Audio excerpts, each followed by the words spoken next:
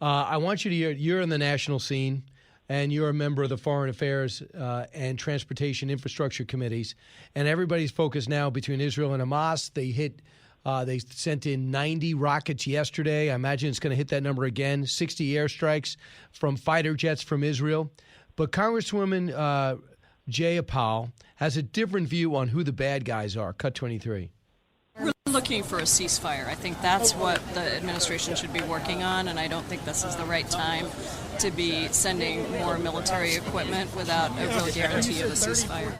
So she wants a ceasefire, and she wants to stop the $730 million worth of weaponry that they bought from us. Do you think that'll happen?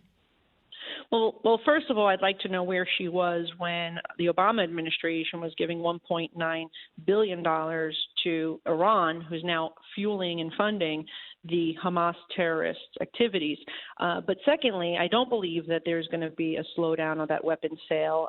There was some talk yesterday, but now the chairman of the Foreign Affairs Committee, who was questioning whether we should move forward, has now said he's going to not send a letter to try to slow it down, and that he will support President Biden completing the sale, which is important for our number one ally. So it is interesting how things had sort of changed overnight in this.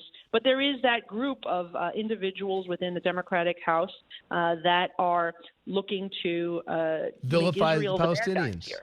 Here's AOC, cut 25. President and many other figures this week stated that Israel has a right to self-defense, and this is a sentiment that is echoed across this body. But do Palestinians have a right to survive? And the United States must acknowledge its role in the injustice and human rights violations of Palestinians. This is not about both sides. Really? I mean, can you ever see American policy more turned on its head than those series of statements? Well, I mean, particularly when Hamas is a terrorist organization that is launching these rockets. They are using children and women and children as shields, and they are as offensive to the Palestinian Authority as they are to the United States and Israel. I mean, everyone seems to have an agreement there that they are a terrorist organization, and I think that I don't know why they are defending someone who has been on our foreign terrorist list since the mid-1990s. And they started the whole thing again. I mean, it was over the expulsion of six homes, people from 6 homes over in the West Bank. You could debate that. But next thing you know, hundreds of rockets are coming from Hamas. The question is, with this administration leaning towards Iran, that's who gives the missiles to Hamas. Do you worry about the wherewithal of the Abraham Accords with the UAE and Israel, as well as Bahrain and Israel, Sudan and Israel? Of course, and I would say this wouldn't be happening if President Trump were president today. There was so much success with the Abraham Accords. Iran was feeling isolated. Israel was garnering allies that they didn't have before.